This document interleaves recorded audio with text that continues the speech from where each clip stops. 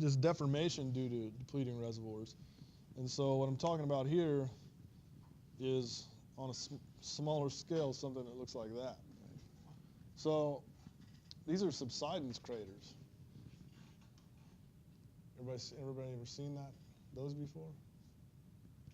Now, these are kind of exaggerated. We wouldn't expect to be able to visualize them like that in an oil field. However, anybody know where that's from? Anybody ever flown to Las Vegas? Hmm? You wish? Yeah.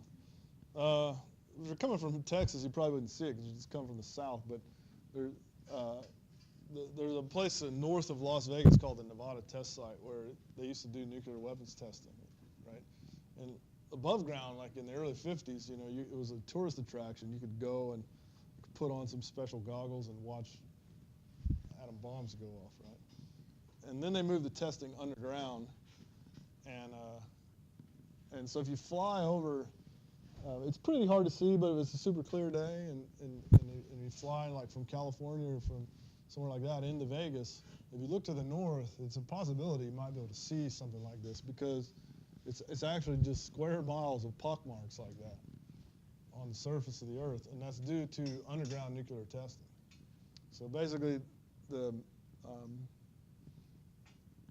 mechanism is quite different. So in an underground nuclear test, what happens is they set the bomb off underground, and it extremely compacts the Earth, and then over time, you essentially will get breakouts of that compacted Earth and begin to fall back into the cavity, and it just due to the nature of the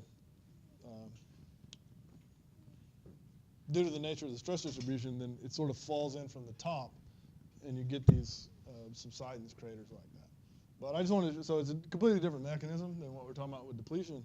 However, I wanted to show you the picture because you can actually visually see subsidence in those pictures.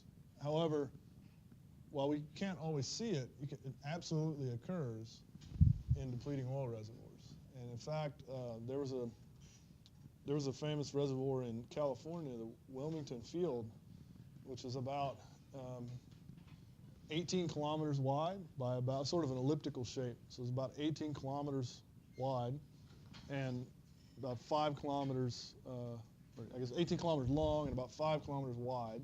So sort of that, if you can imagine, an ellipse of that size. And it was about a 1 kilometer deep reservoir, so fairly shallow and laterally expansive. That field actually, due to depletion, subsided 9 meters in the center. Right? So like 3 stories, 3-story building. Imagine if your house is sitting on top of that guy. I think you'd have some slab trouble, at the least. Right? So anyway, the way they stopped that was that, they actually did water injection to stop the subsidence. Right? So it's something you have to think about and be careful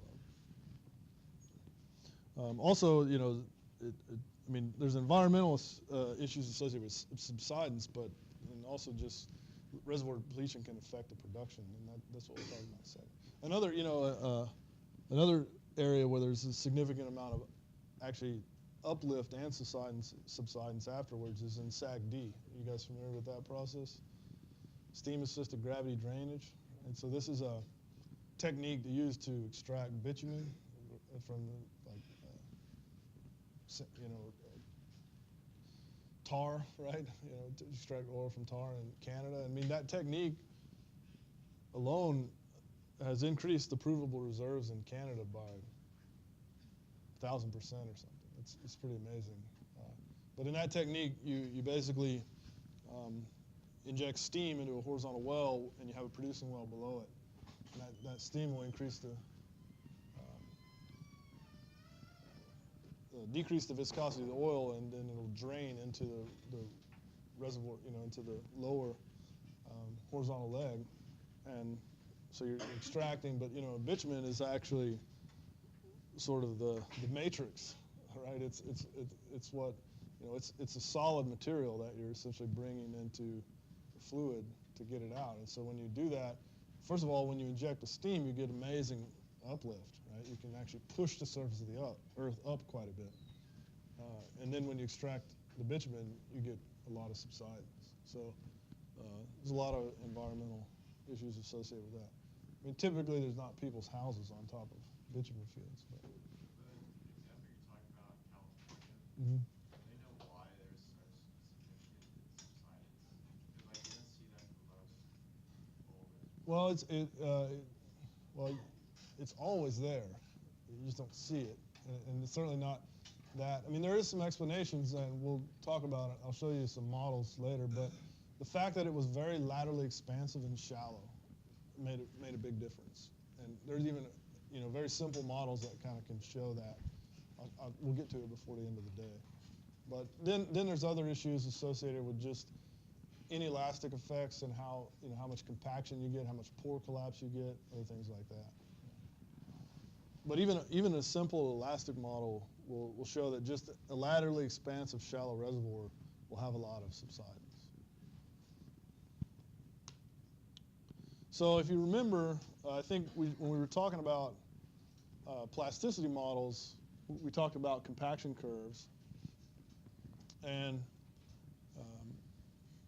the idea here, so this is, if you can't see it, this is porosity versus confining pressure. And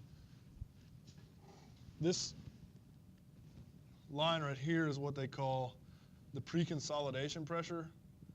And what that means, I mean, these experiments were carried out in a laboratory, right? So you take a core to the surface, you've removed all the confining pressure from it, right?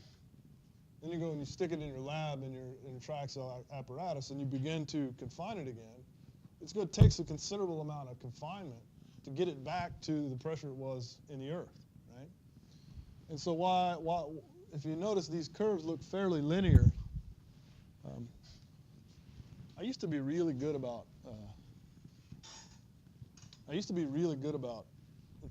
not pointing at the board, but rather standing here and using this pen, so that people who are watching the videos later get something out of it. Because when I'm pointing at the board, when you watch the video, it doesn't help you, right? But I don't know. I think I like to walk around more. Anyway, so I'll try to remember. But anyway, so if you look at these sort of lines, they're fairly linear until you get back to the pre-consolidation pressure. And that's because, again, if you remember, even when you have, if you remember a stress-strain curve, right? Initially, we're linear elastic. Even if we push the material into some plastic regime or inelastic regime, as soon as you unload it, you're unloading elastically. So if you unload it, you unload and you stop there, right? And remember we talked about this is like that equivalent plastic strain, right? It's permanent. But then if we were to reload the sample, we're going to be elastic again until we reach that point, and then we're going to continue on in plasticity, right? And so what's happening here, why you see a fairly linear line up to this pre-consolidation pressure is it's this same effect, right? When you took it out of the earth, you unloaded along that red line, preserving any plastic deformation that had already occurred. And then when you put it in your test frame apparatus, you reload along that blue line until you get back to the pre-consolidation pressure where it was, right? And then if you go just a little bit further than that,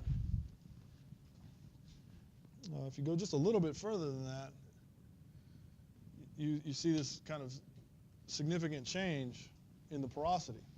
And this is due to, again, inelastic effects of pore collapse. And what this suggests, actually, is, I mean, at least in this, something I've argued for quite a bit, is this suggests that, the entire Earth is actually in a state of incipient plasticity. Right? But almost all of the models we see used in geomechanical analysis and petroleum engineering are just elastic models. But that one figure right there tells you that this can't be. You can't have that sort of instantaneous change like that right near the pressure at which you took it out. Right? So anyway, the point is, this is porosity change due to confining pressure, hydrostatic pressure, right? And so if you remember when we, I think it was a test question also, one of the multiple choice questions, but you remember when we were talking about constituent models, what kind of model is required to, what type of model is required to model this type of behavior? Remember what those are called? So like, for example, the Moore-Coulomb model, can it model inelastic behavior due to hydrostatic confinement? CAP model, yeah. So you have to have a CAP model to model this type of behavior, right? So that's exactly right. So the simplest CAP model is like the Cam-Clay model. So again, remember this is your Moore-Coulomb failure line, but out here you have these sort of elliptical surfaces that indicate changes in porosity. So if you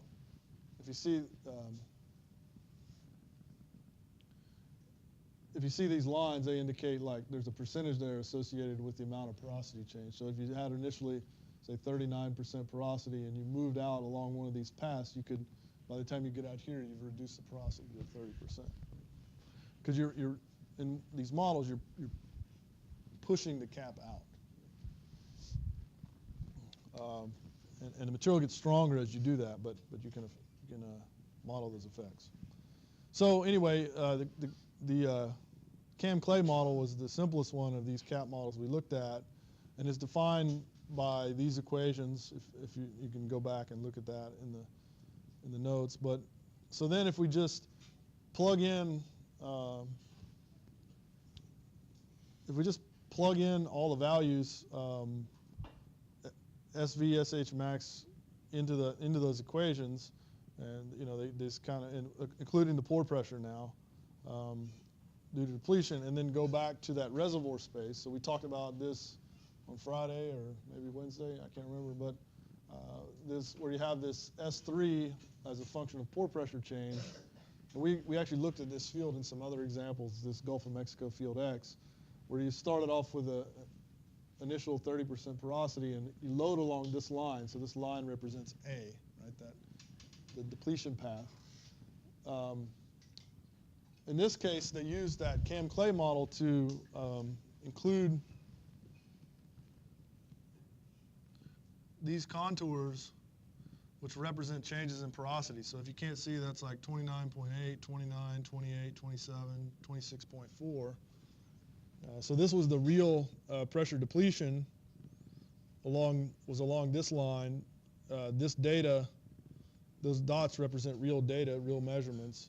And so the expectation is, according to this Cam-Clay model, that you're reducing the porosity as you're depleting it, right? You're reducing the porosity as you're depleting it. Well, what happens when you reduce the porosity?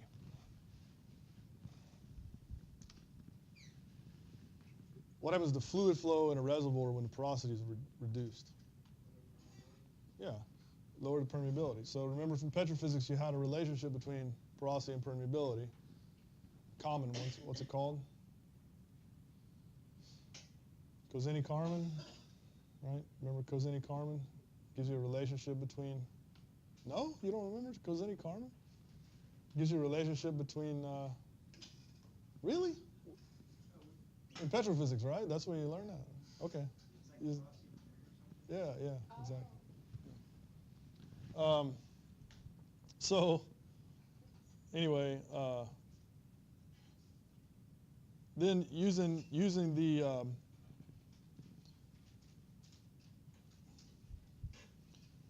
Cosine-Kármán relationship, which the equations are here, but using the Cosine-Kármán relationship on the same plot, or the same type of plot, so the equations are here, and this is normalized. It's normalized by like the initial porosity.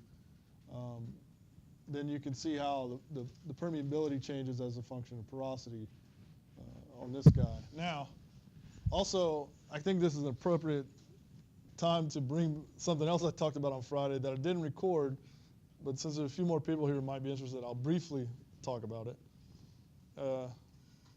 So on Friday, I talked about a little bit of machine learning, right?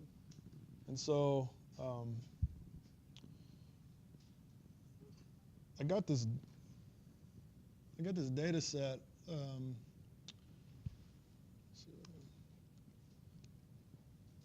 I got this data set. It actually looks like this. It's got like 350 cores, and each core has like 57 features, and of course including porosity and permeability, but also all this like petrofacy information and XRD analysis and all this other stuff, which I don't think any human can look at this amount of data and understand how what the ratio percent of dolomite to siderite is how it's going to affect the permeability, right? But anyway, so then I took this data and I built a machine learning model with it. That includes all of the data, and so if you only include the porosity permeability like you would in a Kozinnik-Kármán,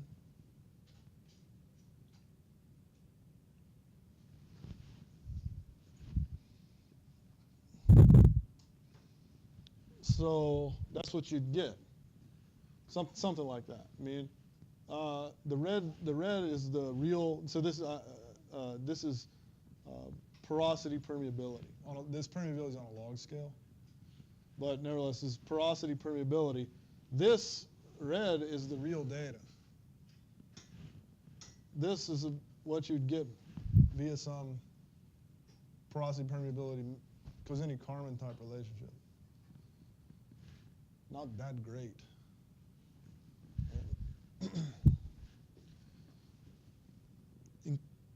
Include all the data, though, in your machine learning model. So now I'm using all the data, all 57 features, which, again, I mean, I don't even know what percentage dolomite, how that affects. I don't know. I'm just doing the analysis. So now all these plots are all like, so now there's 57 plots that correspond to permeability versus all of those features. And I built the machine learning model, but the one that's comparable is this one, right? So this is porosity permeability, and now my blue dots are my machine learning model versus the straight line that we got earlier. So kind of cool. So that, huh? Well, I mean the code's here, right? So all of this code from there to there is just cleaning up, is just reading in the data. So in other words, taking this, because this data is not very organized, right? This is a text file, and that's all the data. It's organized terribly.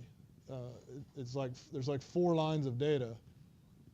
And so I had to read it in like every 4 lines, loop over it, and clean it up. So all of that code at the top is just to read that data into a tabular form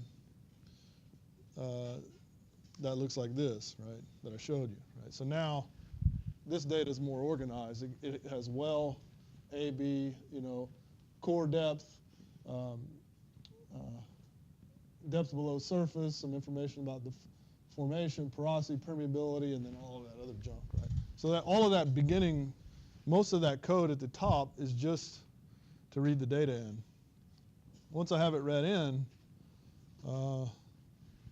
that from there to there is machine learning. Using scikit-learn as an open source machine learning library in Python.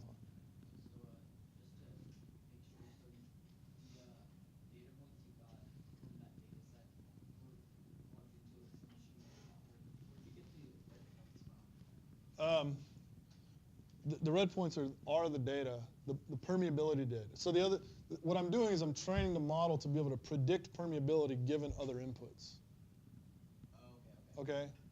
Yeah. So and so the red lines are the data, but I didn't actually train the model using. So I have a holdout set. So I didn't train them. I mean, you'd be cheating if you used all the data, right? So So right here, this line that says train test split takes all the data and gives me back a training set and a test set. And so I train the model with the training set, which is a subset of all the data. Okay. And then I use that to make a prediction and yeah. So now that all these other 56 parameters are related to permeability, you just don't know how. Yeah, exactly. I still don't know how. Yeah. So, I mean, the next thing is to use some. The next thing I'm going to do is use some. I mean, right. Qualitatively, it looks great, and actually, quantitatively, there's some other things I've done that it's sort of as a metric of how good the model is, right? But that's a hell of a lot better, even qualitatively, than Cosini-Carman, right? And so yeah, the next thing I'm going to do actually is do some unsupervised learning with some clustering analysis to try to understand what the relationships between all those other properties are, and try to figure out if you can narrow it down, because ultimately you're not going to go do probably not going to do XRD on every single core you ever take out, right? But maybe there's just a few things in there. Obviously, we know porosity, we know grain size are important, and we can measure porosity from well log, right? So it's easy. But we know it's not good enough on its own. But maybe we can identify the 4 or 5 other things that are important, from this type of analysis. Then we can come up with a better way to get permeability. Anyway, that's obviously an aside from where I was going with this talk, but yeah. So instead, one thought would be, instead of using your Cosini-Carman, use your machine learning model, and you're going to get a better prediction there. So you could pop that right in. So I thought it fit pretty well in this talk, but yeah. So then if you look at some case studies looking at permeability loss with depletion for this Gulf of Mexico field Z. Obviously, these are all just anonymized. It's real data, but anonymized to some unknown reservoir. And so using these kind of techniques, you can actually model the permeability loss. The lines on there represent the predictions, the lower and upper bound of the predictions. And these are some actual measurements, I guess, that were done with the error bars on them. So, and the reason it's important to do this is if you were to look at do some reservoir simulations, then in this case they ran reservoir simulation down to when the reservoir was depleted to a bottom hole pressure of 1,000 psi. Right? So all of these simulations were stopped when the bottom hole pressure was 1,000 psi. And if you just use a constant compressibility, in other words, if you don't take into consideration any change in porosity, you're going to stop right there, right? So you're basically going to hit 1,000 psi and end your reservoir production at like 2,700 days. Right? If you include the compaction drive model, the compaction drive model includes the effect of changing porosity, but not changing permeability. Right? So if you do that, if you include the change in porosity, but not the change in permeability in the model, then you go out to almost 8,000 days. And obviously the area under that curve is this is a cumulative production curve, right? So the area under that curve is the total. The curve is the integral of all produced, right? All the fluids produced. So if you include the change in porosity but not the permeability, then you get that second line. However, if you include also the change in permeability, then these are the two upper bounds. But they go. I mean, I think they stopped the simulator at 8,000 days. But obviously those go well beyond 8,000 days before. So at 8,000 days, they still hadn't reached 1,000 psi. So if you include all these effects, you get a lot more accurate and in this case, a lot longer production period and some more accuracy. So that's why we care about it. You know, other things you can do is include also the viscoplastic effects. So this is that in-cap model, the Cam Clay model doesn't predict really a change in the in-cap translation as a function of any kind of rate. So a lot of